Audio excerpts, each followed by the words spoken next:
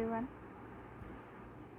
I am Mrs. Snehal Kapil Bhausa from R.C. Patel Institute of Pharmaceutical Education and Research, Shirpur. As a part of International FTP on Environment and Sustainability, I have taken a lecture on recycling of solvents, carbon footprinting, and environmental sustainability. In week 1, I have discussed about pharmacy, environment, and sustainability. In that video, I have stated some strategies for environment sustainability in pharmacy.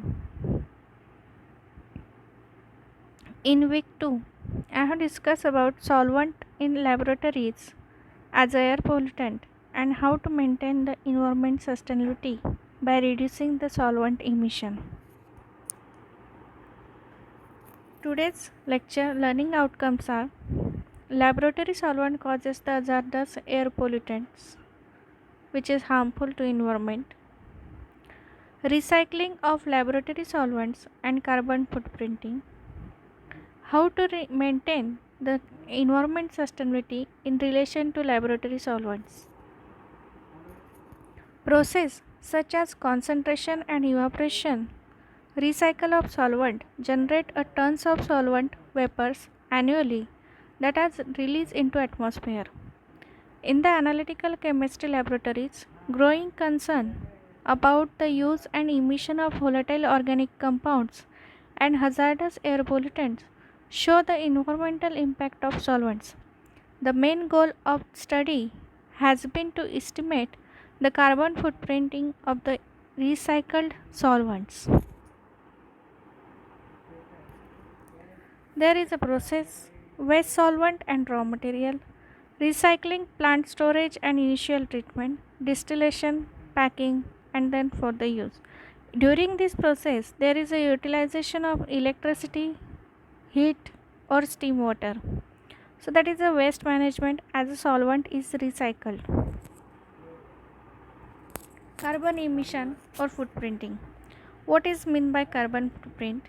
The carbon footprint is the amount of greenhouse gas, primarily the carbon dioxide, released into the atmosphere by particular human activity.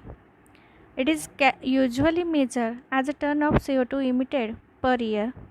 The number that can be supplemented by tons of CO2 equivalent gases, including methane, nitrous oxide, and other greenhouse gases. Here I have taken examples of some solvent along with their carbon footprinting, which is calculated for the per 1000 kg of the recycled solvent. Here we can find that mixed solvent 156, then acetone 421, and so on.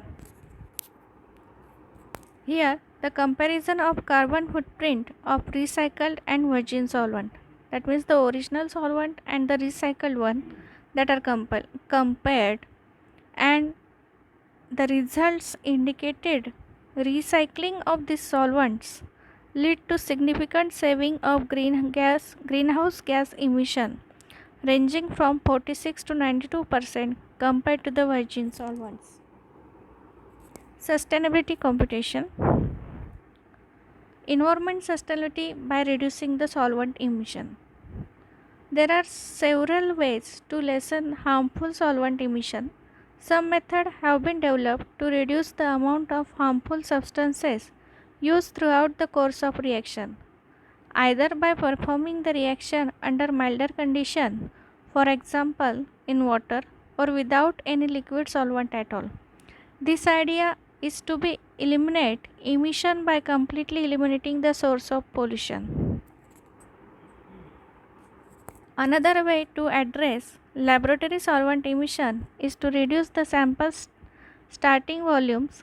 This often requires the change in instrumentation and to lesser the degree a change in method. However, the new reaction do not need to be developed.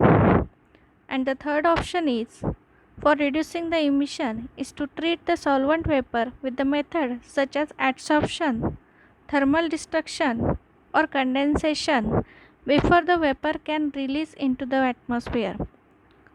In this method, up until the evaporation step, the procedure remains same for the any process, which eliminate the need to validate the new method. There is no need to validate new method.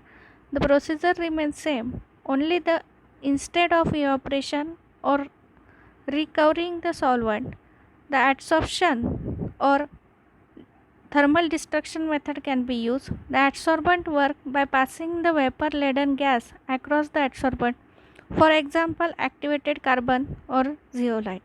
So, that is all about the solvent recycling, carbon footprinting, and environmental sustainability. Thank you. Thank you very much.